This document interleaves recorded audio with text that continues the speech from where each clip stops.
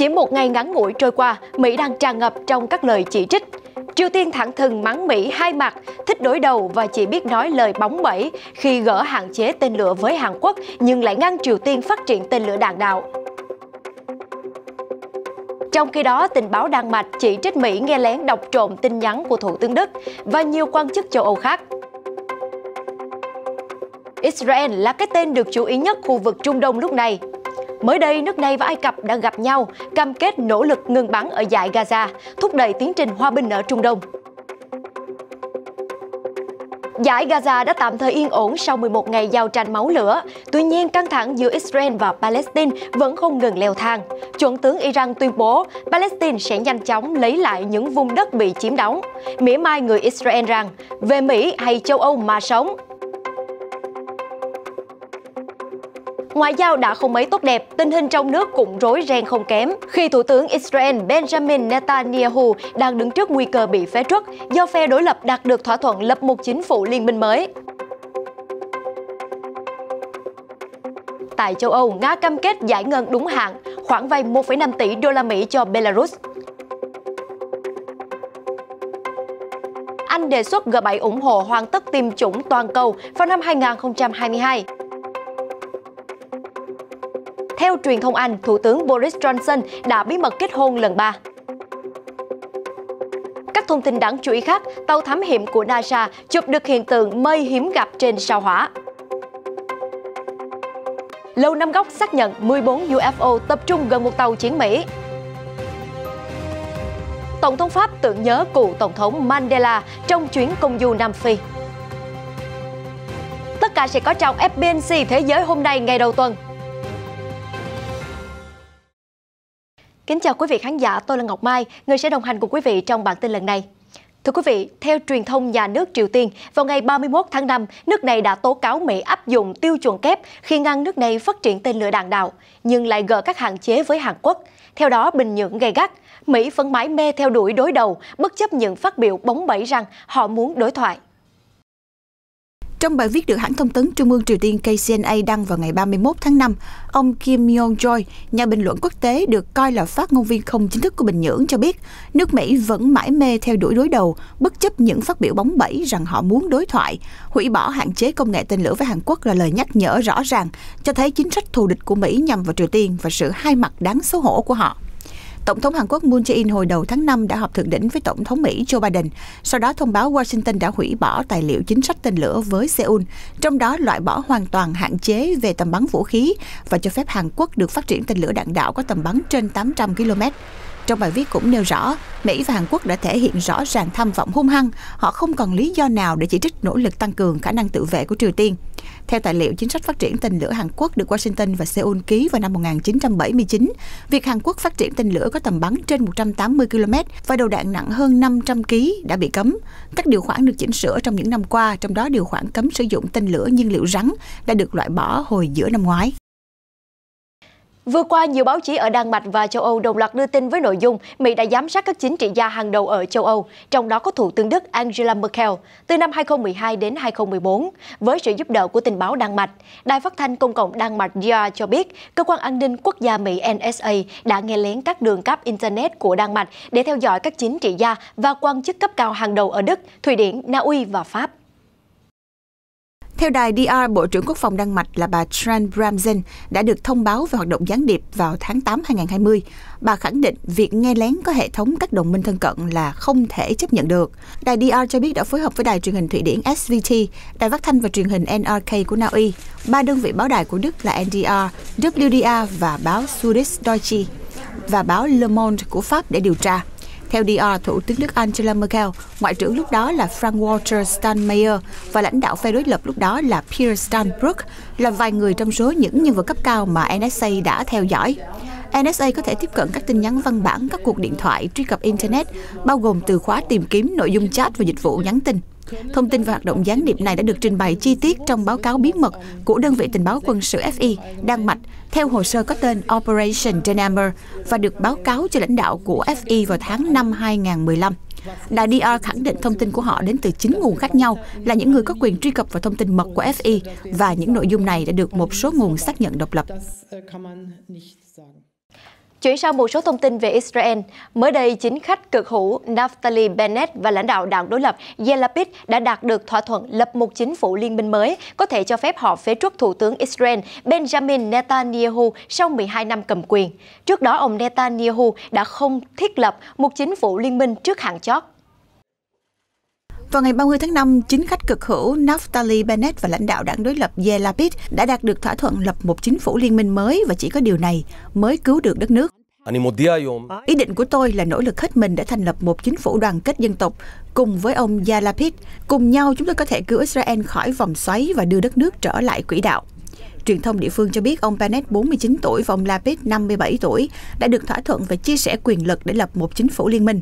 Theo đó, ông Bennett, một triệu phú công nghệ từng lãnh đạo Bộ Quốc phòng và Bộ Giáo dục Israel, sẽ trở thành thủ tướng trong 2 năm đầu. Ông Lapid, lãnh đạo đảng đối lập Yesh Atid và từng là Bộ trưởng Tài chính Israel, sẽ làm thủ tướng trong 2 năm sau. Dù còn nhiều bất đồng nhưng hai chính trị gia này đều phản đối ông Netanyahu, cáo buộc ông Netanyahu có chính sách chia rẽ. Chúng tôi cần lập ra một chính phủ phản ánh thực tế rằng chúng tôi không thù ghét ai. Một chính phủ mà tất cả cánh tả, cánh hữu và trung hữu đều có thể làm việc với nhau để giải quyết các thách thức kinh tế và an ninh mà chúng ta đang phải đối mặt. Phản ứng về động thái của phe đối lập, Thủ tướng Netanyahu đã chỉ trích ông Bennett trên truyền hình, nói rằng ông ta đang làm một trò lừa thế kỷ. Ông Netanyahu cáo buộc chính trị gia vốn là một đồng minh và trợ lý cấp cao của mình đã bỏ rơi cử tri cánh hữu. Vào ngày 30 tháng 5 vừa qua, Ngoại trưởng Israel Gabi Ashkenazi đã đến Cairo trong chuyến thăm đầu tiên của một quan chức cấp cao Israel tới Ai Cập sau 13 năm để thảo luận về thỏa thuận ngừng bắn ở dải Gaza. Đây là chuyến thăm đầu tiên tới Ai Cập của một ngoại trưởng Israel trong gần 13 năm, kể từ sau chuyến thăm của Ngoại trưởng Tzipi Livni vào tháng 12 2008. Ngoại trưởng Israel đã thảo luận với phía Ai Cập về các vấn đề của khu vực, tăng cường quan hệ song phương giữa hai nước cũng như trọng tâm là các cơ chế giảm leo thang đối với Gaza, tái thiết Gaza dưới sự giám sát quốc tế. Ngoại trưởng Ai Cập Ashkenazi nhấn mạnh cam kết ngừng bắn của Israel.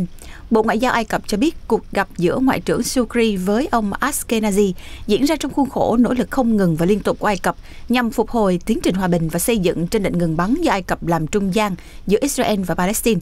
Trong khi đó, người đứng đầu cơ quan tình báo Ai Cập Abbas Kamel đã đến Israel để đàm phán về lệnh ngừng bắn ở Gaza với Thủ tướng Benjamin Netanyahu. Ông Netanyahu đề cập đến việc thiết lập các cơ chế ngăn chặn phong trào Hamas, tăng cường khả năng quân sự và yêu cầu phía Hamas thả tự do cho những binh sĩ nước này bị giam giữ ở Gaza. Trong một diễn biến khác, một phái đoàn an ninh cấp cao Ai Cập cũng đã đến bờ Tây để thảo luận về những nỗ lực nhằm duy trì thỏa thuận ngừng bắn. Mặc cho tình hình dải Gaza đã tạm thời yên ổn sau 11 ngày giao tranh, máu lửa, nhờ việc thông qua lệnh ngừng bắn, căng thẳng giữa Israel và Palestine vẫn tiếp tục leo thang không ngừng. Bằng chứng là vào thứ Bảy vừa qua, chỉ huy lực lượng Quds của Iran đã lên tiếng khẳng định Palestine sẽ nhanh chóng chiếm lại các vùng đất bị mất và mỉa mai những người theo chủ nghĩa phục quốc Do Thái Zion. Hãy biết điều mà quay về châu Âu hoặc Mỹ. Cụ thể, trong một buổi lễ ở Iran, chuẩn tướng Esmail Ghani đã có những phát ngôn thể hiện sự tự hào với sức mạnh của lực lượng Hamas và mang đầy sự công kích nhằm vào phía bên kia chiến tuyến. Chỉ có 3 ngày mà các chiến binh Hamas đã bắn gấp đôi số tên lửa vào các vùng đất bị chiếm đóng so với cuộc chiến kéo dài 22 ngày trước đó. Đây chính là sức mạnh của quân kháng chiến. Tôi tin rằng Đức Chúa Trời đã ủng hộ vị thế lãnh đạo toàn dải Gaza của người anh em Palestine và những kẻ ôm mộng phục quốc Do Thái tốt nhất là nên trở về Mỹ hay châu Âu mà an cư lập nghiệp nếu không muốn chịu đựng thất bại ê chề. Iran từ lâu đã được biết đến như một đồng minh vững chắc của Palestine, đặc biệt thể hiện qua việc ủng hộ tư cách lãnh đạo của lực lượng Hamas ở dải Gaza. Dù vậy, Iran đã từ chối việc mình có liên quan đến số tên lửa oanh tạc vào Israel. Quý vị thân mến, nhằm bày tỏ sự phản đối với những biện pháp trừng phạt về tình hình an ninh và kinh tế mà Mỹ áp đặt lên Ethiopia sau xung đột Tigray, rất đông người dân đã biến một cuộc tuần hành ủng hộ chính phủ vào Chủ nhật tuần trước thành một cuộc biểu tình lớn, chỉ trích sự can thiệp của Hoa Kỳ vào nội bộ nước này, với việc không chỉ có quy mô lớn hơn so với các cuộc tuần hành truyền thống. Thái độ công khai chỉ trích của người dân Ethiopia cho thấy Mỹ đã thực sự chọc giận họ. Cuộc biểu tình này đã thu hút hơn 10.000 người dân Ethiopia tham gia, trong đó một số người biểu tình còn mang theo các biểu ngữ viết bằng tiếng Anh, Ả Rập và Amharic. Thái độ chỉ trích và mỉa mai Hoa Kỳ được thể hiện rõ qua những tấm biển biểu ngữ, yêu cầu Washington thể hiện lập trường trung lập về chính trị, hay người dân Ethiopia không cần nước nào bảo hộ cả. Một biểu ngữ khác với dòng chữ lấp đập cũng thể hiện sự phẫn nộ của Ethiopia khi Mỹ theo phe Ai Cập và Sudan phản đối việc nước này xây dựng một con đập lớn ở sông Nin.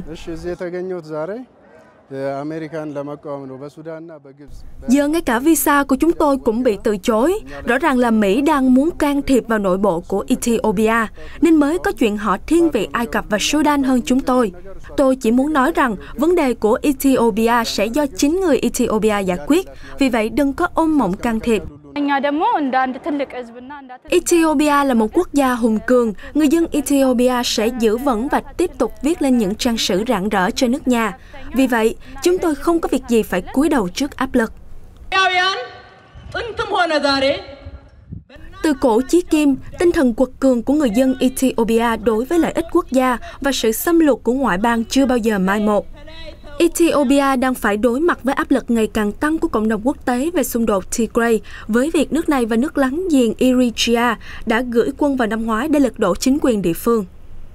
Ngoài ra, việc lấp đầy đập Grand Ethiopia Renaissance trị giá 4 tỷ USD cũng đã làm dấy lên những cuộc tranh chấp quốc tế. Ethiopia cho rằng con đập cần thiết để phát triển kinh tế, trong khi đó Sudan và Ai Cập cáo buộc nước này vi phạm quyền lợi của họ đối với khu vực hạ lưu sông Nin. Sau vụ ép máy bay hạ cánh, Belarus có vẻ đang ngày càng xích lại gần Nga hơn. Vừa qua, người phát ngôn Điện Kremlin Dmitry Peskov thông báo Belarus sẽ nhận khoản tiền giải ngân thứ hai trị giá 500 triệu đô la Mỹ, nằm trong gói vay 1,5 tỷ đô la Mỹ từ Nga vào cuối tháng 6 tới như kế hoạch. Ông Peskov lưu ý rằng điều này đã được công bố trước thời điểm xảy ra vụ chuyến bay của hãng hàng không Ryanair phải đổi hướng hạ cánh tại Minsk. Ông Peskov nói thêm rằng khoản tiền này sẽ được chuyển vào cuối tháng 6 như kế hoạch và không có rào cản nào có thể ngăn được điều này. Hôm 29 tháng 5, Tổng thống Nga Vladimir Putin và người đồng cấp Belarus Alexander Lukashenko đã đề cập tới gói vay nói trên một cuộc hội đàm song phương kéo dài 5 giờ đồng hồ tại thành phố Sochi, Nga. Đề cập tới vấn đề này, người phát ngôn Điện Kremlin Dmitry Peskov cho biết các cuộc thảo luận giữa hai nhà lãnh đạo là rất có ý nghĩa và mang tính xây dựng. Ông nói, cuộc gặp rất mang tính xây dựng và tập trung vào các nội dung. Tổng thống Lukashenko không đưa ra bất kỳ đề nghị hỗ trợ kinh tế bổ sung nào. Theo truyền thông Anh, Thủ tướng Anh Boris Johnson và hôn thê Simon làm lễ cưới bí mật tại nhà thờ Westminster vào ngày 29 tháng 5 vừa qua, gây bất ngờ cho cả trợ lý thân cận. Truyền thông Anh cho biết đám cưới của Thủ tướng Boris Johnson và hôn thê Carrie Simon diễn ra bí mật tại nhà thờ Westminster vào hôm 29 tháng 5. Các vị khách được mời đến vào phút chót, ngay cả những quan chức cấp cao tại văn phòng Thủ tướng Anh cũng không biết về kế hoạch tổ chức đám cưới. Nhà thờ Westminster bất ngờ bị phong tỏa vào lúc 13 giờ 30. Simmons xuất hiện sau đó 30 phút trên một chiếc limo với bộ váy dài màu trắng và không có màn che mặt. Không có thêm thông tin về sự kiện. Các đám cưới ở Anh được phép diễn ra với không quá 30 khách mời do những biện pháp giãn cách phòng chống Covid-19. Phát ngôn viên của Thủ tướng Anh không bình luận về thông tin này. Thưa quý vị, với việc lần đầu tiên ghi nhận số ca nhiễm theo ngày thấp nhất kể từ khi đợt dịch bùng phát 46 ngày trước, Thủ tướng Narendra Modi đã tự hào tuyên bố Ấn Độ đã có chiến thắng ấn tượng đầu tiên trước những thách thức của đại dịch. Ông khen ngợi lòng quả cảm của người dân trong việc đồng lòng chống dịch, đồng thời cho biết số ca đang điều trị đã giảm chỉ còn 2,1 triệu ca trên cả nước trong vòng 24 giờ qua. Theo số liệu từ Bộ Y tế Ấn Độ, trong vòng 24 giờ qua, nước này chỉ ghi nhận 165.553 ca nhiễm mới. Đây là ngày thứ 3 liên tiếp Ấn Độ ghi nhận số ca nhiễm ở mức dưới 200.000 ca và là lần đầu tiên nước này ghi nhận số ca nhiễm thấp nhất trong hơn 6 tuần qua. Phát biểu trước công chúng, Thủ tướng Ấn Độ nhấn mạnh tầm quan trọng của người dân trong công cuộc chống đại dịch. Khó khăn lớn như thế nào thì tinh thần quật cường của chúng ta sẽ lớn như vậy. Tinh thần ấy sẽ luôn đưa Ấn Độ thoát khỏi những con sóng của thời cuộc và lần này cũng không có gì khác biệt.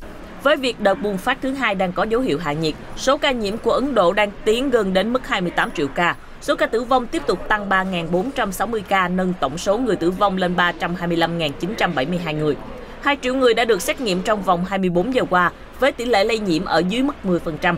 Tuy nhiên, theo WHO, chừng đó tín hiệu vẫn chưa đủ kết luận Ấn Độ đang kiểm soát tốt đại dịch. Cũng liên quan đến đại dịch, mới đây trong một cuộc phỏng vấn với CBC News của Canada, Thủ tướng Anh nhấn mạnh sự cần thiết của việc đẩy nhanh lộ trình miễn dịch cộng đồng đối với đại dịch COVID-19, đồng thời lên kế hoạch kêu gọi nhóm 7 nền công nghiệp hàng đầu thế giới G7 hỗ trợ để đến cuối năm 2022, mọi người dân trên khắp thế giới đều được tiêm vaccine. Kế hoạch mang tính đột phá này vừa được Thủ tướng Anh Boris Johnson tiết lộ trước thềm hội nghị thượng đỉnh G7, dự kiến diễn ra tại Anh vào tháng 6 tới. Trong một cuộc phỏng vấn với CBC News của Canada, Thủ tướng Anh nhấn mạnh sự cần thiết của việc đẩy nhanh lộ trình miễn dịch cộng đồng đối với đại dịch COVID-19, đồng thời lên kế hoạch kêu gọi G7 hỗ trợ tiêm chủng toàn cầu đến cuối năm 2022. Điều mà chúng tôi mong muốn là tại hội nghị sắp tới, G7 sẽ nhất trí với kế hoạch của chúng tôi. Đó là thay vì tiêm vaccine cho toàn thể thế giới vào năm 2024 và 2025 như kế hoạch hiện nay, thì G7 có thể đẩy nhanh quá trình bằng cách hoàn tất tiêm chủng cho cả thế giới vào cuối năm tới. Thủ tướng Anh cũng cho biết, tại hội nghị G7, ông cũng sẽ kêu gọi G7 nên xem xét đến việc ban hành hộ chiếu vaccine hoặc giấy chứng nhận tiêm chủng ngừa COVID-19. Theo ông, thì đây là một trong những giải pháp hiệu quả mở cửa du lịch quốc tế trở lại. Theo kế hoạch, Thủ tướng Johnson sẽ chủ trì hội nghị thượng đỉnh G7 tại khu vực Cornwall, Tây Nam nước Anh từ ngày 11 đến ngày 13 tháng 6 tới. Liên quan đến sự việc một chiếc phà chở khách bốc cháy ở biển Molucca của Indonesia, các quan chức địa phương cho biết trước mắt đã đảm bảo an toàn cho phần lớn thuyền viên trên tàu. Tuy vậy, một thuyền viên hiện vẫn còn đang mất tích. Vì vậy, các cuộc tìm kiếm thuyền viên này đang được rốt ráo triển khai. Theo đó, các quan chức tìm kiếm và cứu nạn cho biết 274 người đã được cứu khỏi tàu và đưa đến lánh nạn tại một ngôi làng gần đó. Hiện chưa có thương vong được ghi nhận. Đối với thuyền viên vẫn còn đang mất tích, ông Muhammad Arafah, đội trưởng đội tìm kiếm và cứu nạn Ternate, cho biết ông đã phối hợp với các đội cứu nạn và cứu hộ khác để khẩn trương xác định số phận của thuyền viên trên. Công cuộc tìm kiếm và cứu nạn bắt đầu ngay sau khi ông Arafah đưa ra tuyên bố vào hôm qua 30 tháng 5. Theo thông tin trước đó, phà chở khách KM Karya Indah đột nhiên bốc cháy khi đang trên hành trình từ Ternate ở tỉnh Bắc Maluku đến Sanana trên đảo Sulawesi của Indonesia. Các báo cáo cho thấy ngọn lửa có thể đã bùng phát ở phòng máy trên tàu. Giới chức Indonesia hiện vẫn đang tìm hiểu nguyên nhân sự việc này. Chuyển sang một số thông tin về không gian, mới đây NASA đã công bố một bức ảnh về những đám mây tỏa sáng rực rỡ trên sao Hỏa do tàu thám hiểm Curiosity rover chụp lại. Bức ảnh trên được tạo thành bởi 21 bức ảnh khác, sử dụng các phương thức hiệu chỉnh màu sắc để mắt người có thể thấy được. Được biết, bức ảnh trên được chụp ngay sau khi mặt trời lặn vào tháng 3, nhưng các nhà khoa học đã chuẩn bị từ tháng 1.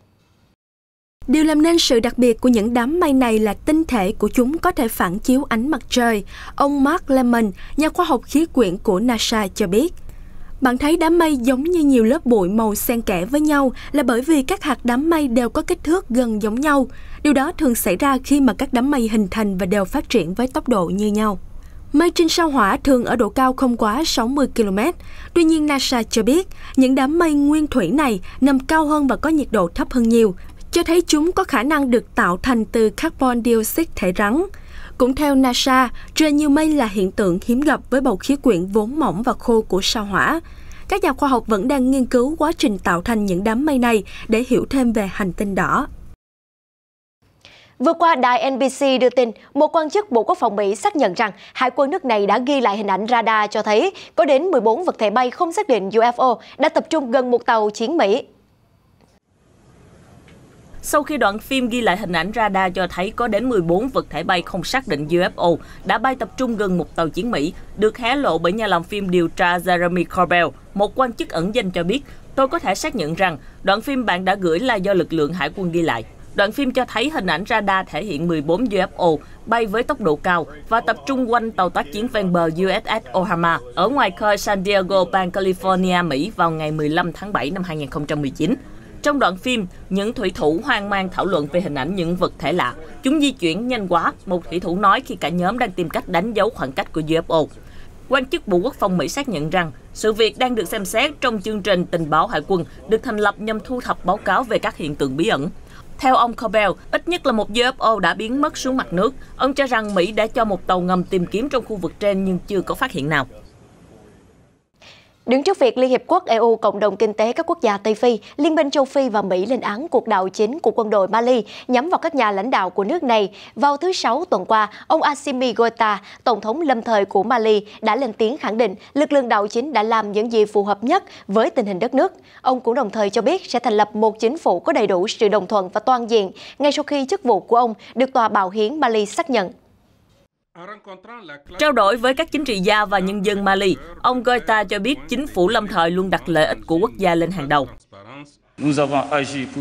Trong tình thế buộc phải lựa chọn giữa ổn định và hỗn loạn chính trị, rõ ràng là chúng tôi phải chọn sự ổn định. Để đạt được sự ổn định này, việc hợp sức các lực lượng an ninh quốc phòng là tối quan trọng. Trên sóng truyền hình quốc gia, ông Goïta cũng cho biết ông có dự định tìm kiếm một số thủ tướng mới cho các nội các của mình.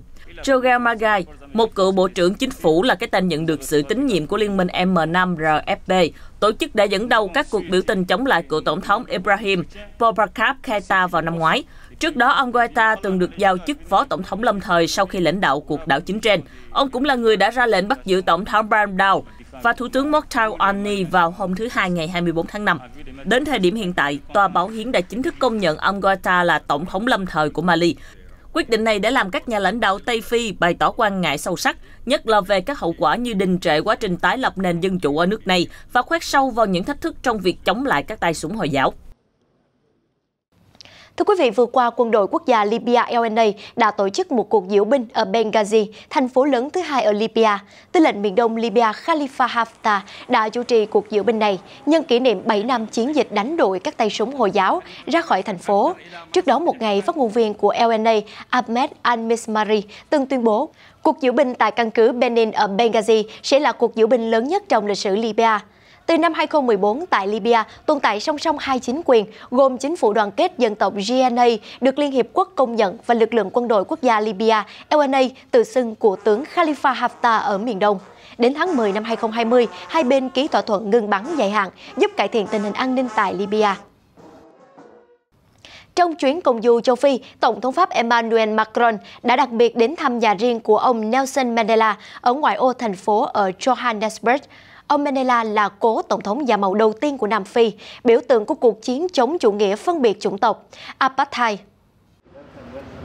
Trong chuyến thăm nhà cố Tổng thống Nam Phi Nelson Mandela, Tổng thống Pháp Emmanuel Macron đã gọi ông Mandela bằng Madiba, nhằm thể hiện sự tôn trọng đối với những gì mà vị cố Tổng thống da màu đầu tiên của châu Phi đã làm được cho đất nước, cho cả châu Phi và cho toàn nhân loại. Ông Mandela thường được gọi là Madiba, đây là tên gia tộc của ông. Theo tổ chức phi lợi nhuận Nelson Mandela Foundation, được thành lập bởi cố Tổng thống Nam Phi, thì việc nhắc đến một người nào đó bằng tên gia tộc của họ là biểu hiện của sự tôn trọng. Ông Macron đã được tham quan các cuộc triển lãm của Nelson Mandela Foundation và các bộ sưu tập lưu trữ tư nhân của cố Tổng thống Mandela. Chuyến thăm diễn ra vào lúc kết thúc chuyến công du đến Nam Phi và Rwanda, nơi ông Macron cho biết rằng ông hy vọng người dân Rwanda sẽ tha thứ cho Pháp trong cuộc diệt chủng năm 1994. Theo Reuters, vừa qua, hai nhà leo núi người Mỹ và Hồng Kông vừa lập các kỷ lục mới về leo đỉnh Everest, gồm cụ ông 75 tuổi và một phụ nữ 45 tuổi. Trong đó, nhà leo núi cao tuổi người Mỹ phá kỷ lục của ông Bill Burke, người Mỹ cao tuổi nhất từng leo đỉnh Everest khi ông lập thành tích vào năm 2009 ở tuổi 67. Ông Arthur Mui trở thành người Mỹ cao tuổi nhất từng leo lên đỉnh núi Everest cao 8.848.086 m vào hôm 23 tháng 5. Theo công ty Madison Mountaineering, nhà tổ chức chuyến leo núi. Một kỷ lục khác do cô giáo người Hồng Kông Tằng Yến Hồng 45 tuổi đã lập được khi leo đến đỉnh Everest trong vòng 26 giờ. Thời gian nhanh nhất do các nhà leo núi nữ chinh phục đỉnh núi này. Thông thường các nhà leo núi phải ở lại một số lều trại dọc đường nên mất vài ngày trước khi lên đến đỉnh. Cô Tằng xuất phát lúc 13 giờ 20 phút ngày 22 tháng 5 theo giờ địa phương và lên đến đỉnh vào lúc 15 giờ 10 phút ngày hôm sau. Theo quan chức Nepal Jinendra Shrestha, kỷ lục trước đó là 39 giờ 6 phút, được lập bởi một phụ nữ người Nepal là bà Funio Hangmulama vào năm 2017. Thông tin vừa rồi cũng đã kết thúc chương trình Thế giới hôm nay. Ngọc Anh xin cảm ơn sự quan tâm theo dõi của quý vị khán giả. Kính chúc quý vị sẽ có một tuần làm việc hiệu quả. Xin hẹn gặp lại trong những bản tin tiếp theo được phát sóng trên kênh FBNC.